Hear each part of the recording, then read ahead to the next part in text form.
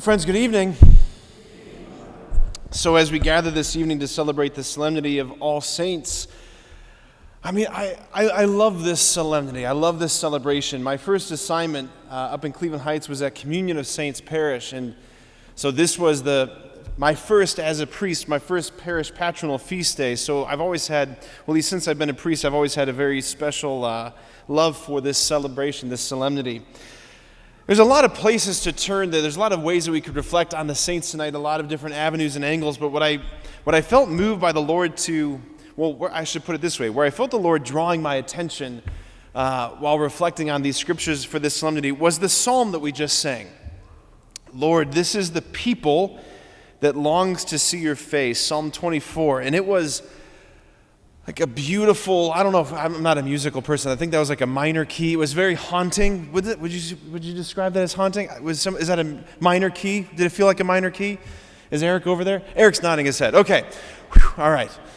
It was haunting, wasn't it? There was like an aching hauntingness to it, even if those are not real words. There was something haunting about it.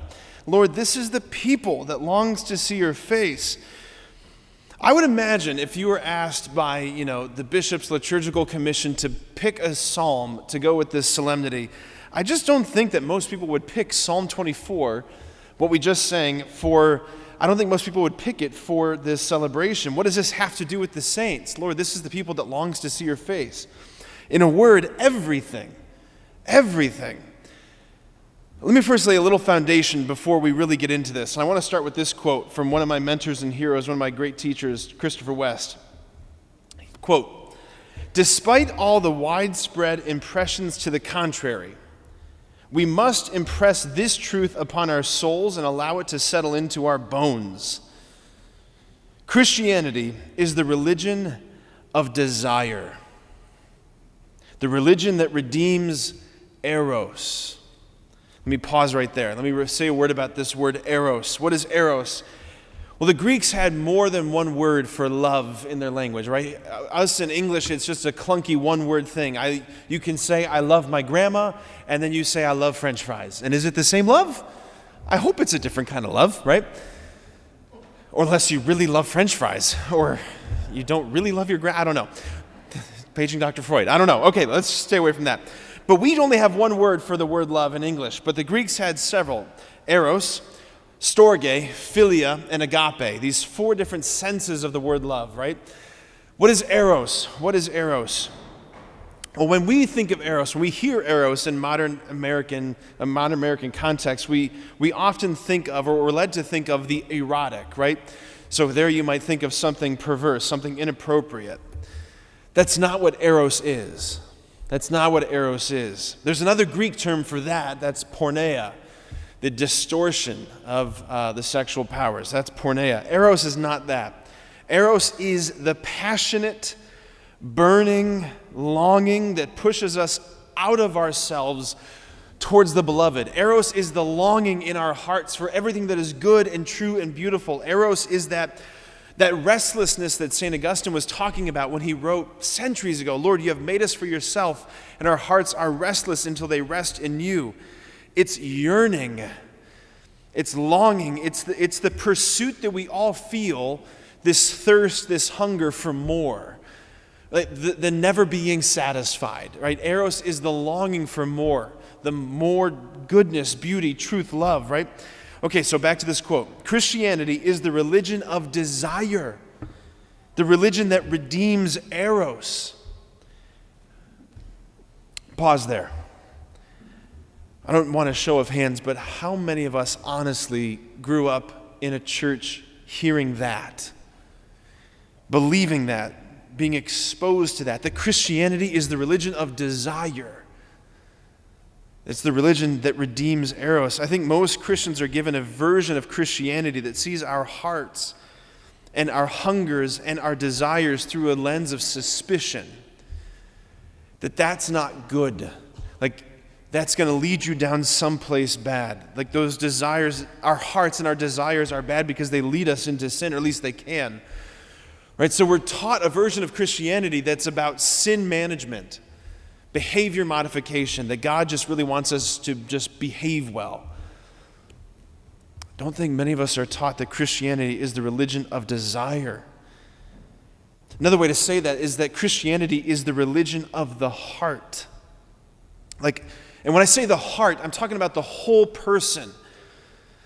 Jesus' first question in the Gospel of John is not anything having to do with morality. His very first question is, what do you desire? He turns to the disciples of John the Baptist, who are following him at a distance, and he asks them the question, what are you looking for? Other translations will say, what are you seeking? What do you desire? His very first question, the very first moment he engages humanity, he engages their hearts. He engages the heart. Okay, back to the quote. And the saints are the ones who have had the courage to shut down their desires and feel nothing and empty out their longing entirely. Just kidding. That's not what it says. Okay. That's not what it says. Wrong. The saints are the ones who have had the courage to feel the abyss of longing in their souls and in their bodies and open that longing in the groaning of prayer to the one who alone can heal their wound of love. Like that right there, friends. Okay. The saints that we're celebrating today are the ones who they didn't shut down their hearts. They didn't shut down their desires. They didn't make their hearts small. They opened up their hearts in the groaning of prayer. Right? What did we hear yesterday? All of creation is groaning in labor pains. No, that was the reading from this morning. All of creation is groaning in labor pains. There's this groaning, this opening of the heart. I mean, right there, is that what we think of when we think of prayer? Just sitting there very quietly, let me empty out my mind and let me say my prayers. There's nothing wrong with saying your prayers, but the saints are the ones who open up the depth of their longing, the depth of their hearts,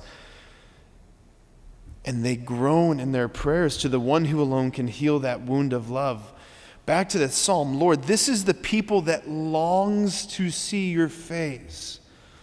Let me try and spell this out for us.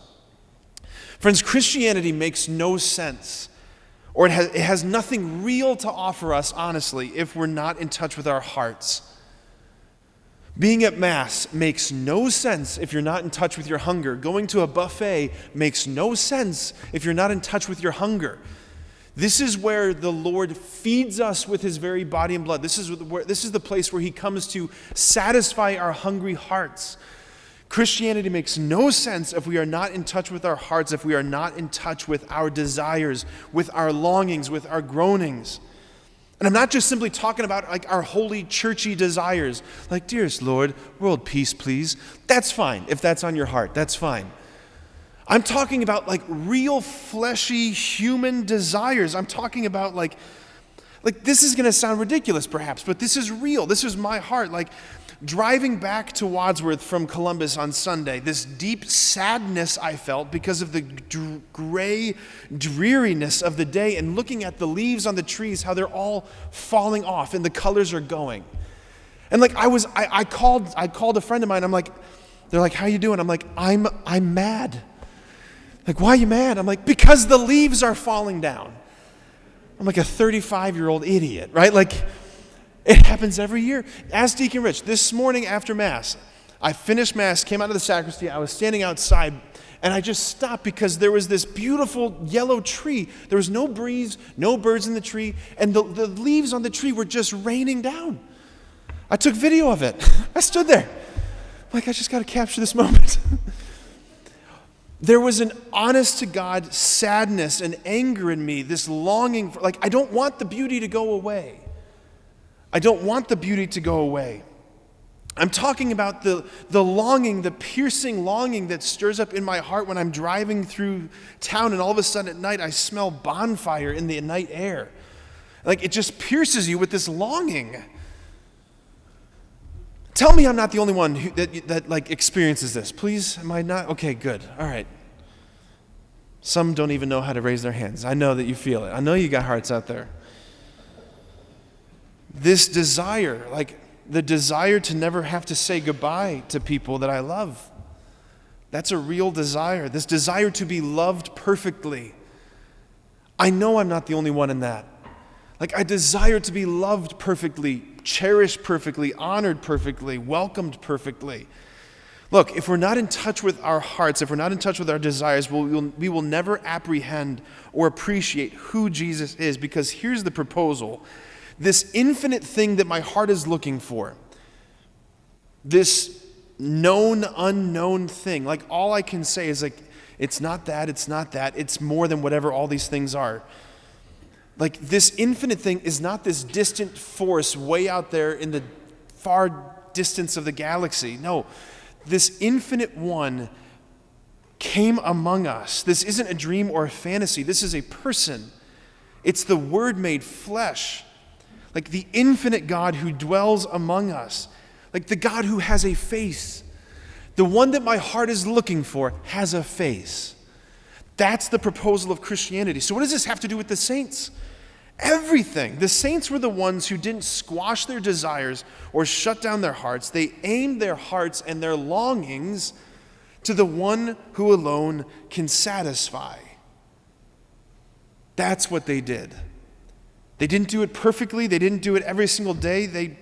They were just like you and me. They were fumbling, struggling sinners who over time more and more oriented their hearts, their hungers to the beautiful face of Jesus. That's who the saints are. They're the ones who aimed their hunger at the one who can satisfy. Like, it's not a coincidence that heaven is described as the beatific vision when we get to finally see him as he truly is, face to face. And right now, like, he hides his face in bread. There, like right here upon our altar, he makes this pledge to us of this future glory. The Mass is where we go so that we over and over again, we can orient our hearts. We can do what the saints did, aim our hearts and our longings to the one who alone can satisfy. I want to end with this quote from Pope Benedict. In fact, he says, the infinite one took a finite form in order to make himself a response to that a response that the human being could experience. The unbridgeable abyss between the finite and the infinite was filled from the Incarnation, from the moment in which the Word became flesh. The eternal and infinite God left his heaven and entered into time. He immersed himself in human finiteness. Nothing, therefore, is trivial or insignificant in the journey of life and of the world. Listen to that again. Nothing is trivial or insignificant. There's nothing in your heart that is trivial or insignificant. There's no longing or desire in your heart that is trivial or insignificant. Why? Because all of it has been touched by the Incarnation. God uses everything to draw us to himself. Everything. Everything. Men and women are made for an infinite God who became flesh, who took our humanity to uplift it to the heights of his divine being. Friends, this is what we're celebrating today. The saints, the ones who entered into communion with the bridge himself, when the infinite God became flesh and dwelt among us. Amen.